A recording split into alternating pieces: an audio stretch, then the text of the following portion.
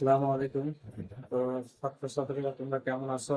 আশা করি আল্লাহর রহমতে ভালো আছো। তো আজকে আমি নবম শ্রেণীর ধারার একটি ম্যাথ নিয়ে আসছি।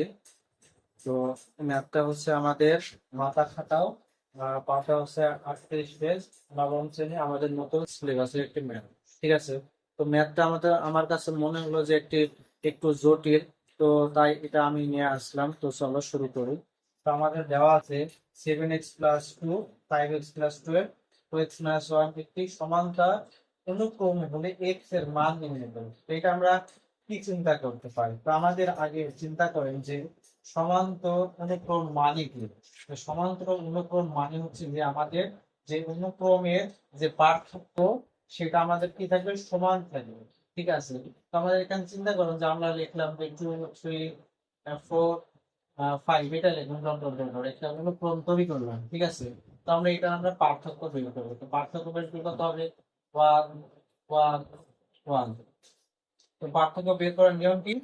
পার্থক্য বের করার নিয়ম হচ্ছে পার্থক্য তাহলে দ্বিতীয় পদ আর বিয়োগ হচ্ছে প্রথম পদ।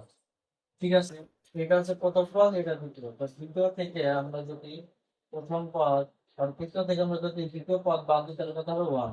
তো আমাদের যখন এইটা শেষ হলো তখন আমরা এইটা চিন্তা করবো। তখন আমাদের এইটা বাদ বাদ রাখবো। ঠিক আছে। তো এটা বাদ রাখলে আমাদের এটা হবে তখন প্রথম, এটা হবে তৃতীয়। ঠিক আছে। তো 4 থেকে 3 বাদ দিলে কত? 1। 5 থেকে 4 বাদ দিলে কত? 1।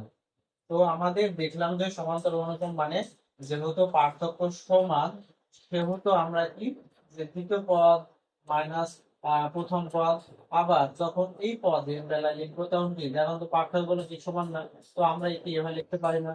3 - 2 = 4 - 3, এই শর্তটাকে আমরা লিখতে পারবো না। কারণ কি, এটা পার্থক্য আর এটা পার্থক্য সমান। তো এইটার বেসিকে আমরা এখানে কাজে লাগাবো। তো দেখেন, এটা হচ্ছে আমাদের প্রথম, এটা দ্বিতীয়, এটা তৃতীয় পদ। তো এটারও আমরা পার্থক্য বের করি। তো আমাদের লেখেন যে এটা হচ্ছে কত? প্রথম পদ। প্রথম পদের সমান কত? 7x+2। তো তারপরে সাধারণ অন্তর। সাধারণ অন্তর সমান্তর ধারাবেলায় সাধারণ অন্তর হবে, সাধারণ অন্তর b সমান কত? তো আমরা এটা b1 ধরলাম। b1 সমান কত হবে? 5x+12 মাইনাস কত হবে, যে 7x প্লাস কত 12। এখন আমাদের ব্র্যাকেট চেঞ্জ করে, ব্র্যাকেট চেঞ্জ করার কারণে মনে রাখবেন যে যদি আমাদের ব্র্যাকেটের আগে মাইনাস থাকে তাহলে ব্র্যাকেটের ভিতরে চিহ্ন চেঞ্জ হয়ে যাবে, অর্থাৎ প্লাস থাকলে মাইনাস, মাইনাস থাকলে প্লাস। 7 আগে প্লাস, তাই আমাদের কি মাইনাস হয়ে গেল। 2 এর আগে কি আছে? প্লাস, তাই এটা মাইনাস হয়ে গেল। তো আমাদের কি এখন যোগ বিয়োগ করতে হবে। তো +5 - 7 কত হবে? -2x। আর এখানে +12 -2 আছে, তো কত হবে? +10। তো সেম ভাবে আমরা আরেকটা সাধারণ অন্তর বের করবো, অর্থাৎ d2 সমান তাহলে কত হবে?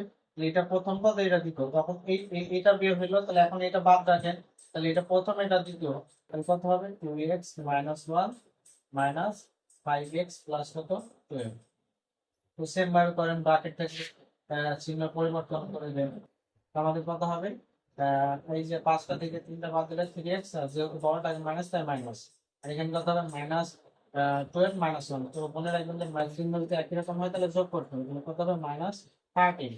এখন আমরা কি শর্ত মতে আমরা লিখতে পারবো না যে শর্ত মতে যে b1 ইকুয়াল কত b2, কারণ কি প্রত্যেক সমান্তর ধারা প্রত্যেকটা পদের পার্থক্য সমান, এই শর্ত আমরা লিখলাম। তো b1 এর মান কত? -2 প্লাস কত 10 ইকুয়াল -3 মাইনাস কত 13। তো আমাদের এই সমাধানের ক্ষেত্রে একটা নিয়ম শেখাই দিব আপনাদের। তো এটা ভালো করে রাখতে চলবেন, চলককে সবসময় বাম পাশে রাখবেন আর ধ্রুব সংখ্যাগুলোকে ডান পাশে রাখবেন। তো আমাদের এখানে -2x, আর -3 পাশে আসলে কত হবে? +3x। তো মাইনাস কত 13, আর এই +10 এই পাশে আসলে কত হবে? -12। তো এখানে কত হবে?